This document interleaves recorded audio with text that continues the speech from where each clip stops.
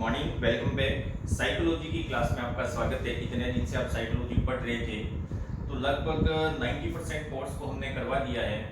फिर भी ये 10-5% जो बचता है, 10% बचता है, वो कहीं भी हम बीच में एक वीडियो डालते रहेंगे और ये 10% कोर्स है वो पूरा हो जाएगा। 25 नंबर आपके आ जाएंगे, ये हमें पूरी उम्मीद है। लेकिन बाकी के जो 5 नंबर है उसके लिए आपको सबसे ज़्यादा मेहनत करनी पड़ेगी। Let's start. आज का टॉपिक है अधिगम के बारे में। हम कई बार पढ़ चुके हैं। अधिगम करने वाला क्या कहलाता है? अधिगम कर्ता कहलाता है। ठीक है, ये लर्नर होता है। यही लर्नर है जब सीखता है तो 3 पक्षों में परिवर्तन होता है। ज्ञान में परिवर्तन होता है, भाव में परिवर्तन होता है, क्रिया में। अर्थात अधिगम के 3 पक्ष हैं, ज्ञानात्मक, संज्ञानात्मक जिसको बोलते हैं, भावात्मक और क्रियात्मक। ये तीनों ही पक्ष है वो अधिगम से संबंधित है। और अधिगम किसके माध्यम से होता है? शिक्षक के माध्यम से। और अधिगम की प्रक्रिया है वो क्या कहलाती है? शिक्षण। ठीक है, शिक्षण, अधिगम, व्यूह रचना, ये आप जब पढ़ेंगे, मेथड्स पढ़ेंगे तो मेथड्स के लिए चीजें बहुत सारी इंपॉर्टेंट है। मेथड्स बहुत इजी है अगर इसको आप समझ जाएंगे। नेक्स्ट बात करते हैं, ज्ञानार्जन करने वाला अधिगम करता होता है। शिक्षक इसमें मुख्य भूमिका निभाता है। अधिगम की प्रक्रिया ही शिक्षण कहलाती है। प्रक्रिया है, एक प्रोसेस है, शिक्षण ही अधिगम नहीं है। और पहले अधिगम है वह 3R पे बेस्ड था। 3R का मतलब समझ ले, रिपीट, रिमेंबर एंड रिकॉल।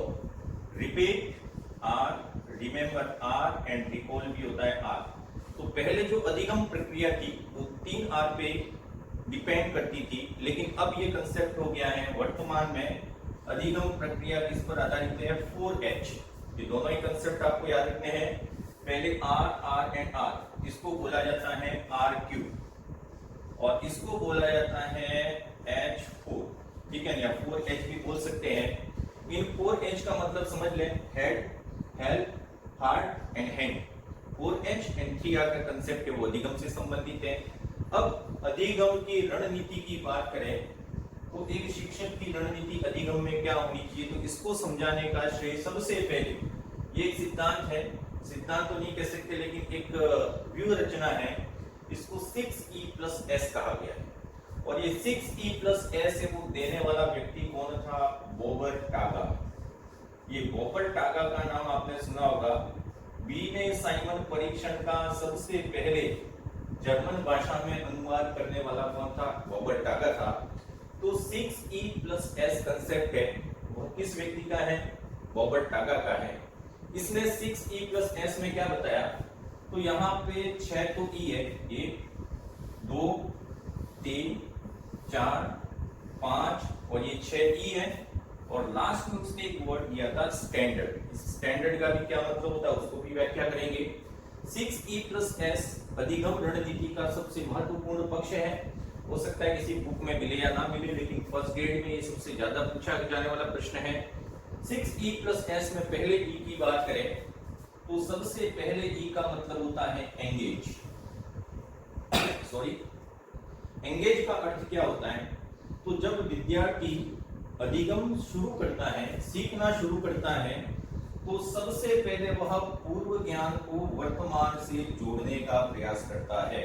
अर्थात जिस चीज को सीख रहा है उसको क्या पहले से वो जानता है या नहीं जानता है, वह पूर्व ज्ञान को वर्तमान ज्ञान से जोड़ने की कोशिश करेगा। अर्थात विद्यार्थी का सबसे पहले एंगेज होना जरूरी है। ये एंगेज ई हो गया।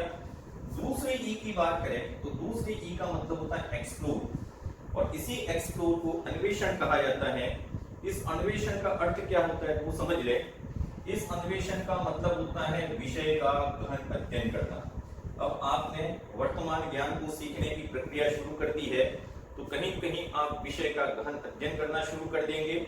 और यही विषय का गहन अध्ययन है वह किस श्रेणी में आएगा? एक्सप्लोर में आएगा। एक्सप्लोर के बाद आता है एक्सप्लेन। एक्सप्लेन का मतलब है अपनी समझ को शाब्दिक रूप प्रदान करना। ये सबसे ज्यादा इंपॉर्टेंट है, इसको समझे। आप सीख तो रहे हैं लेकिन आप क्या समझे? कहते हैं कि जब तक शब्द नहीं है तब तक आप अपनी भाषा की अभिव्यक्ति नहीं कर पाते हैं। तो अपने विचारों की अभिव्यक्ति या अपनी समझ को शाब्दिक रूप प्रदान करना ही कहलाता है एक्सप्लेन। आपने जिस विषय का गहन अध्ययन किया है उसको आप शाब्दिक रूप प्रदान कर रहे हैं तो ये एक्सप्लेन की श्रेणी में आएगा। फिर आता है इलेबरेट, आपने जो सीखा उसका विस्तार करना है, अर्थात अपने ज्ञान की व्याख्या करनी है। अपनी समझ को शाब्दिक रूप देने के बाद आपका अगला काम क्या होगा, आपने जो सीखा उसकी व्याख्या करें। अब व्याख्या करने के बाद आप क्या करेंगे, सीखे हुए ज्ञान का मूल्यांकन, और यही श्रेणी में आता है, इवेल्युएट की श्रेणी में आता है। ये इंपॉर्टेंट है, इसमें ध्यान रखें। सर्वाधिक शिक्षक की भूमिका किसमें होती है, इवेल्युएशन में। मतलब शिक्षक की सहायता से एक बालक है वह अपने सीखे हुए ज्ञान का मूल्यांकन करता है, और यही कहलाता है, इवेल्युएट कहलाता है। फिर आता है एक्सटेंड, अपने ही ज्ञान को शिक्षक के परामर्श द्वारा उसके जो निष्कर्ष है उनकी व्याख्या करने को ही क्या कहते हैं, एक्सटेंड कहते हैं। तो यहाँ पे रॉबर्ट टाका ने सबसे पहले 6 ई की बात की, engage, explore, explain, elaborate, evaluate and extend. ये 6 के 6 क्रमानुसार आपको याद रखने हैं, आपकी मर्जी हो, वैसे कोई ने बनाए। और कहते हैं मनोविज्ञान में सूत्र मत बनाइए भाई, रटने की चीज नहीं है, ये समझने की चीज है। आप जितना ज्यादा जोर डालेंगे कि एक बालक किस प्रकार से प्रक्रिया करेगा तो आपको ये जल्दी समझ में आ जाएगा। नेक्स्ट एस आता है, स्टैंडर्ड। स्टैंडर्ड का मतलब क्या है वो समझ लें। एक बालक है वो इस प्रकार से सीखता है और इसी को अंत में जाकर क्या बना देता है, मानक। मानक का मतलब है भविष्य में इसी प्रकार चरणबद्ध रूप से सीखेगा, चरणबद्ध रूप से सीखेगा। तो चरणबद्ध रूप से सीखने में रॉबर्ट टाका का मतलब क्या है, पहले 6 ई का पालन करेगा और इन 6 ई को मिला दें तो क्या बन जाता है, एस बन जाता है। इसलिए इसको 6E एंड एस सिद्धांत नहीं कहा गया है, इसको 6E, ये सभी प्लस हैं और बीच में एस हो गया। तो ये रॉबर्ट टाका की आपने जो व्याख्या थी 6E प्लस एस, उसको समझ लिया। अब आता है शिक्षण के स्तर। बहुत छोटा सा टॉपिक है, हमने पहले ही बोर्ड पे लिख दिया है क्योंकि टाइम वेस्ट नहीं करेंगे, बहुत छोटा है इसलिए हमने बोर्ड पे पहले से लिख दिया है। शिक्षण के स्तर कितने होते हैं, अर्थात एक विद्यार्थी है वह सीखते समय अपनी मानसिक क्षमताओं का विकास कैसे करता है और उन्हीं मानसिक क्षमताओं के आधार पर उसके सीखने की गति कैसे बढ़ती जाती है। अर्थात शिक्षण के जितने भी स्तर है वह क्रमानुसार निम्न से उच्च की ओर जा रहे हैं। सबसे पहले बात करें तो शिक्षण का स्तर होता है स्मृति स्तर, अर्थात अपनी याददाश्त के आधार पर आप सीख रहे हो, स्मृति स्तर कहलाता है। जैसे कि छोटे बच्चे होते हैं, पहाड़ी याद कर रहे हैं, समीकरण याद कर रहे हैं, यहाँ पे लिखा हुआ तिथियां, नियम, सूत्र और पहाड़ी। तिथियां, नियम, सूत्र और पहाड़ी हैं वह हमेशा किससे संबंधित होते हैं, स्मृति स्तर से संबंधित होते हैं। इसमें शिक्षक की भूमिका है वह मुख्य होती है और छात्र हैं वह क्या होते हैं, सेकेंडरी होते हैं। छात्रों का काम क्या होता है, केवल रटना, शिक्षक जो रटवाए वह छात्र रट लेते हैं। तो यही कहलाता है स्मृति स्तर। और स्मृति स्तर किसने दिया था, हर्बर्ट द्वारा। ये इंपॉर्टेंट प्रश्न है, मनोवैज्ञानिकों के नाम तो आपको याद रखने ही है। स्मृति स्तर का प्रतिपादन हर्बर्ट ने किया था। इसका संबंध रटने से है, इनको रटा ही जा सकता है। इसमें शिक्षक प्रधान होता है और छात्र कैसा होता है, गौण होता है, याद रखना है। बोध स्तर की बात करें तो इससे बड़ा हो गया और बोध का संबंध है बुद्धि से। अगर बुद्धि का उपयोग कर आप किसी भी तथ्य का सामान्यीकरण कर देते हैं, जनरलाइज करना, ठीक है। आपने गणित में कुछ सीखा, एक कंसेप्ट सीखा a प्लस बी का होल स्क्वायर, और ये बन गया a square plus b square plus 2ab। अब यही सूत्र है वो आगे आप हर समस्या, इस प्रकार की समस्या में काम लेते हैं, तो यही सामान्यीकरण कहलाएगा। तो बुद्धि के आधार पर या बुद्धि का उपयोग कर सामान्यीकरण करना क्या कहलाता है, बोध स्तर। और बोध स्तर का प्रतिपादन किसने किया था, मॉरिसन। मॉरिसन का नाम आप जब शिक्षण विद्या पढ़ेंगे तब इसको सुनेंगे। अंतिम आता है चिंतन स्तर। चिंतन स्तर किसके द्वारा दिया गया था, हंट के द्वारा दिया गया था। हुंट भी आता है कभी कभी, लेकिन हंट और हुंट में ज्यादा आपको कंफ्यूज नहीं होना है। इसमें बालक क्या करता है, सूझ का उपयोग करता है। अर्थात बालक सूझ का उपयोग करता है तो इसमें शिक्षक की क्या भूमिका होगी, तो शिक्षक केवल क्या होता है, परामर्शदाता होता है या मार्गदर्शक होता है, ठीक है। तो इसमें सबसे उच्च स्तर का कौन सा शिक्षण स्तर है, चिंतन स्तर। सबसे पहले बालक में स्मृति स्तर विकसित होता है, फिर बोध स्तर विकसित होता है और अंत में जाकर जब किशोरावस्था आती है या उत्तर बाल्यावस्था आती है तभी उसमें चिंतन स्तर का विकास होता है। आज का अंतिम है शिक्षण के कार्य। आप जो पढ़ा रहे हैं उस शिक्षण के क्या क्या कार्य हो सकते हैं उसकी व्याख्या करेंगे। तो शिक्षण के 3 ही कार्य हैं, निदानात्मक कार्य, उपचारात्मक कार्य और मूल्यांकन। क्रमानुसार 3 ये आएंगे। पहले निदानात्मक कार्य होगा, उसके बाद ही उपचारात्मक कार्य होगा और उपचारात्मक कार्य करने के बाद आएगा मूल्यांकन। तीनों को समझना है, बहुत इजी है।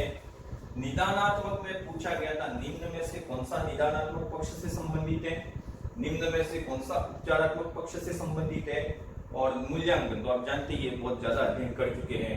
आजकल जो प्रश्न आते हैं वह सत्य और असत्य इस पर आते हैं, तो आपको गहन अध्ययन की जरूरत है।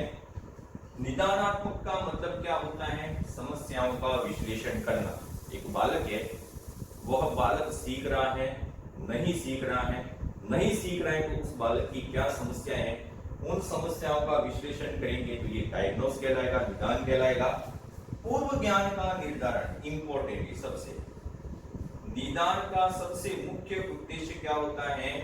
एक बालक के पूर्व ज्ञान का निर्धारण करना, अर्थात बालक अब तक कितना सीख चुका है और कितना आगे सीखेगा, तो उसका प्रीवियस नॉलेज है उसको चेक करना। और एक इंपॉर्टेंट है व्यक्तिगत भिन्नताओं का ज्ञान। इसी के आधार पर हम बालकों को समूह में विभाजित करते हैं। यह बालक मंद बुद्धि है, इसको अलग शिक्षण की आवश्यकता है, यह प्रतिभाशाली है।